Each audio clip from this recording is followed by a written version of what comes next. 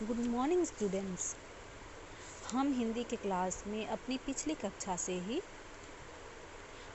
Chapter 4 संचयन भाग 1 से चैप्टर 4 मेरा निजी पुस्तकालय, मेरा छोटा सा निजी पुस्तकालय, जो लेखक धर्मवीर भारती द्वारा लिखी गई है, जिसमें लेखक धर्मवीर भारती स्वयं अपने बारे में, अपनी निजी पुस्तकालय के बारे में हमें बताए हैं। तो इस पाठ को हम पढ़ रहे थे, जिसमें हमने आधा पढ़कर समझ चुका है। तो आज हम पेज नंबर 32, 33 आगे हम आज पेज नंबर 32, 33 और 34 यानी कि आज हम इस चैप्टर को कंप्लीट कर लेंगे।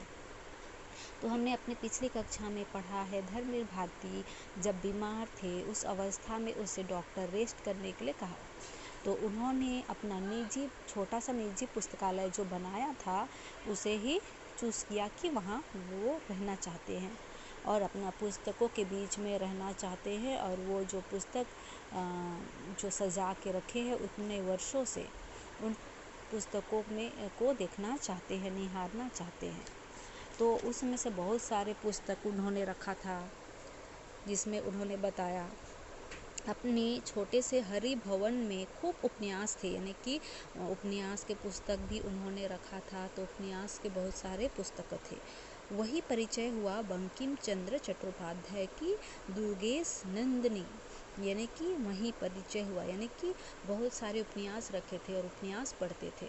तो उसमें से एक थे बंकिम चंद्र चट्टोपाध्याय की दुर्गेश नंदिनी और कपल कुंडल, और आनंदमठ से टॉल्स्टॉय की।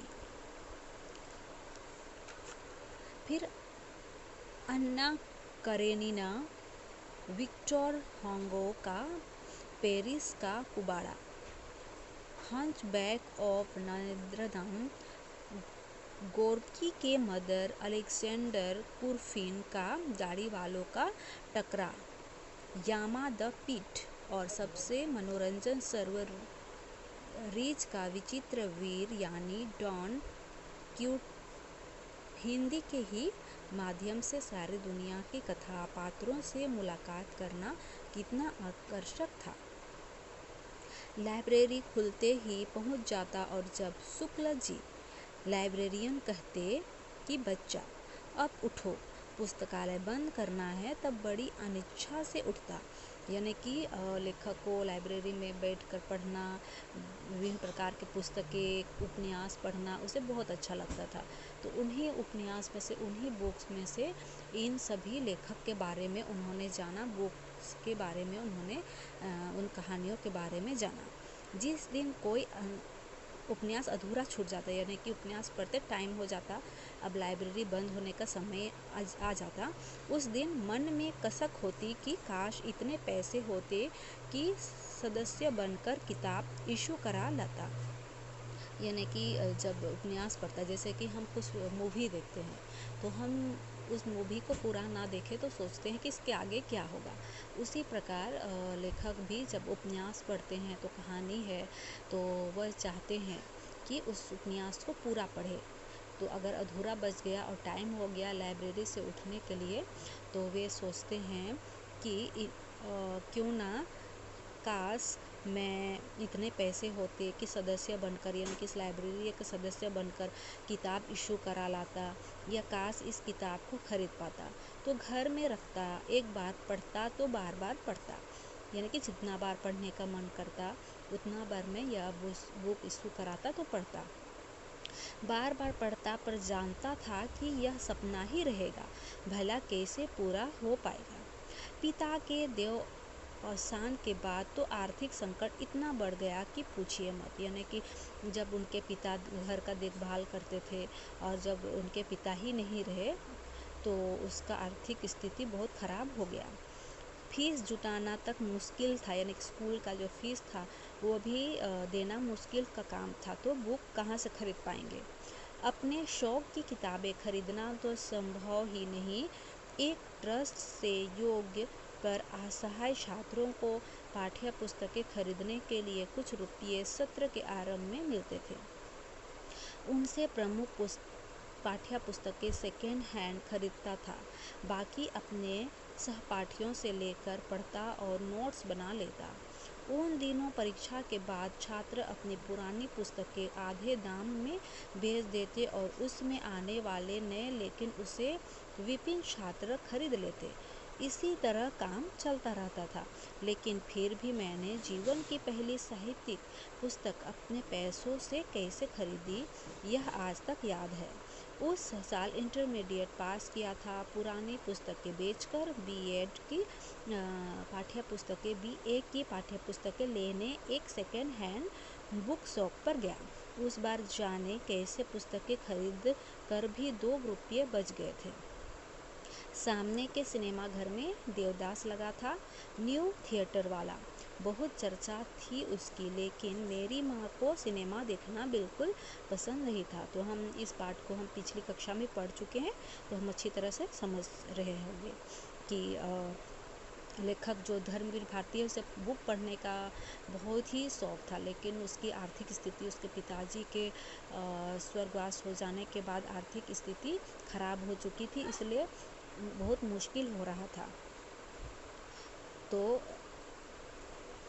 उस समय देवदास लगा था तो सिनेमा घर में, तो वह देखना चाहता था, लेकिन वह क्या सोचता है कि न्यू थिएटर वाला, बहुत चर्चा थी उनकी, लेकिन उसकी जो लेखक की माँ थी उसको बिल्कुल भी मूवी या पिक्चर देखना पसंद नहीं था। उसी से बच्चे बिगड़ते हैं कहना था उसकी माँ का। लेखक की माँ का कहना था कि मूवी या पिक्चर देखकर ही बच्चे बिगड़ते हैं, लेकिन उसके गाने सिनेमा गृह के बाहर बजते थे। उसमें सहगल का एक गाना था, दुख के दिन अब बीतत नाही। उसे अक्सर गुनगुनाता रहता था। कभी कभी गुनगुनाते आंखों में आंसू आ जाते थे। जाने क्यों एक दिन माँ ने सुना, माँ का दिल तो आखिर माँ का दिल है। एक दिन बोली, दुख के दिन बीत जाएंगे बेटा, दिल इतना छोटा क्यों करता है, धीरज से काम ले। जब उन्हें मालूम हुआ कि यह तो फिल्म देवदास का गाना है, तो सिनेमा की घोर विरोधी माँ ने कहा, अपना मन क्यों मारता है, जाकर पिक्चर देखा। यानी कि जो उसकी माँ नहीं चाहती थी कि सिनेमा देखे, कोई भी मूवी या पिक्चर देखने से बच्चे बिगड़ जाते हैं, यह सोचती थी। लेकिन उस समय उसकी माँ खुद बोलती है लेखक को कि जा आप सिनेमा देख कर, तुम्हारा मन खराब क्यों कर रहा है, पैसे मैं दूंगी। मैंने माँ को बताया कि किताबें बेचकर 2 रुपये मेरे पास बचे हैं। वे 2 रुपये लेकर माँ की सहमति से फिल्म देखने गया। पहला शो छूटने में देर थी। पास में अपनी परिचित किताब की दुकान थी, वहीं चक्कर लगाने लगा। सहसा देखा काउंटर पर एक पुस्तक रखी है, देवदास, जो मूवी लगा हुआ है देवदास का, तो उसका पुस्तक भी, उस कहानी का एक पुस्तक था देवदास। तो उन्होंने देखा। लेखक शरद चंद्र चट्टोपाध्याय, जो लेखक था इस देवदास का, उसका लेखक का नाम है शरद चंद्र चट्टोपाध्याय। दाम केवल 1 रुपया। मैंने पुस्तक उठाकर उलट पलट कर देखा तो पुस्तक विक्रेता बोला, तुम विद्यार्थी हो, यही अपनी पुरानी किताबें बेचते हो, हमारे पुराने ग्राहक हो, तुमसे अपना कमीशन नहीं लूँगा, केवल 10 आने में यह किताब दे दूँगा। मेरा मन पलट गया। कौन देखे 1.5 रुपये में पिक्चर, 10 आने में देवदास खरीदी। जल्दी जल्दी घर लौट आया और 2 रुपये में से बचे 1 रुपया 6 आना माँ के हाथ में रख दिया। अरे तू लौट आए, कैसे आया, पिक्चर नहीं देखी माँ ने लेखक से पूछा। तो लेखक कहते हैं, नहीं माँ, फिल्म नहीं देखी, यह किताब ले आया, देखो। माँ की आंखों में आंसू आ गए। खुशी के थे या दुख के, यह नहीं मालूम। वह मेरे अपने पैसों की खरीदी, मेरी अपनी निजी लाइब्रेरी की पहली किताब थी। आज जब अपने पुस्तक संकलन पर नज़र डालता हूँ, उसमें हिंदी, अंग्रेजी, उपन्यास, नाटक, कथा संकलन, जीवनियाँ, स्मरण, इतिहास, कला, पुरातत्व, राजनीति की 1000 पुस्तकें हैं। तब कितनी जिद से याद आती है अपनी वह पहली पुस्तक की खरीदारी। Rainer, Maria Rilke, Stefan Zweig, मोप्सा, Chekhov, Tolstoy, Dostoevsky, Mayakovsky, Solzhenitsyn, Stephen Spender, Auden, Ezra Pound, Eugene O'Neill, Jean Paul Sartre, Olivier Camus, Ionesco के साथ पिकासो, ब्रूगेल, रेम्ब्रा, हेवर, हुसैन तथा हिंदी में कबीर, तुलसी, सूर, रसखान जैसी, प्रेमचंद, पंत, निराला, महादेवी और जाने कितने लेखकों चिंतकों की इन कृतियों के बीच अपने को कितना भरा भरा महसूस करता हूँ। मराठी के वरिष्ठ कवि विंदा कर्दीकर ने कितना सच कहा था। उस दिन मेरा ऑपरेशन सफल होने के बाद वे देखने आए थे। बोले, भारतीय सैकड़ों महापुरुष जो पुस्तक रूप में तुम्हारे चारों ओर विराजमान हैं, उन्हीं के आशीर्वाद से तुम बचे हो। इन्होंने तुम्हें पुनर्जीवन दिया है। मैंने मन ही मन प्रणाम किया, विंदा को भी, इन महापुरुषों को भी।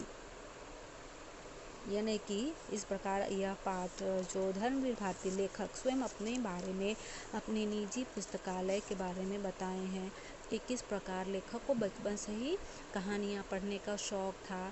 तो बाद में जाकर आगे जाकर वह पुस्तक को जो भी खरीदते थे उसे वे अपने पुस्तकालय, निजी पुस्तकालय यानी कि लाइब्रेरी बना के रखे थे घर में, वहीं पर सजा के रखते थे। और जब लेखक बीमार हो गए, इतने बहुत ज़्यादा बीमार थे, उस समय उसे बस रेस्ट करने के लिए अनुमति डॉक्टर दी थी। तो वे सोचे कि मुझे सबसे अच्छा आराम उसका जो बनाया गया निजी पुस्तकालय है, यानी कि लाइब्रेरी बना के रखा है छोटा सा, उसमें ही आराम करने में ही अच्छा लगेगा। इसलिए वहाँ वे आराम करते थे और उसी बीच उन्होंने यह अपने बारे में कहानियाँ लिखी थी कि वह किस प्रकार उन्हें बहुत तकलीफ़ सहना पड़ा था, क्योंकि घर में बस उसके पिताजी देखभाल करते थे। देखभाल करने वाले में बस उसके पिताजी थे, तो वही देख रेख करते थे। तो जब उसके पिता की मृत्यु हो गई, मृत्यु के बाद स्कूल में फ़ी देने के लिए भी असुविधा होती थी, नहीं दे पाते थे। लेकिन लेखक को बहुत पढ़ने का शौक़ था, तो वो लाइब्रेरी जाते थे और उपन्यास लेकर या बुक लेकर पढ़ते थे। लेकिन जब ख़त्म हो जाता था, टाइम ओवर हो जाता था, तो पुस्तक ले लिया जाता था। तो लेखक को लगता था कि वह काश पैसे देकर या बुक इशू करा लेते, तो लेकर आराम से बार बार पढ़ सकते थे। तो इस प्रकार लेखक को बहुत ही ज़्यादा पढ़ाई करने, यानी कि पुस्तक की कहानियाँ पढ़ने का बहुत ही शौक़ था। तो बहुत सारे कहानियाँ पढ़ी और बहुत सारे पुस्तक को खरीदे और वह अपने लाइब्रेरी में सजा के रखे थे, जो इस बीमारी अवस्था में काम आ रही, यानी कि वो हमेशा वो बुक को निहारते रहते हैं। तो उसी समय यह कहानी उन्होंने लिखा था, यह कहानी इन्होंने हमें बताया है। तो इस प्रकार यह पाठ आप लोगों को मेरी छोटा सा निजी पुस्तकालय धर्मवीर भारती के द्वारा लिखी गई यह कहानी आपको ज़रूर समझ में आ गई होगी।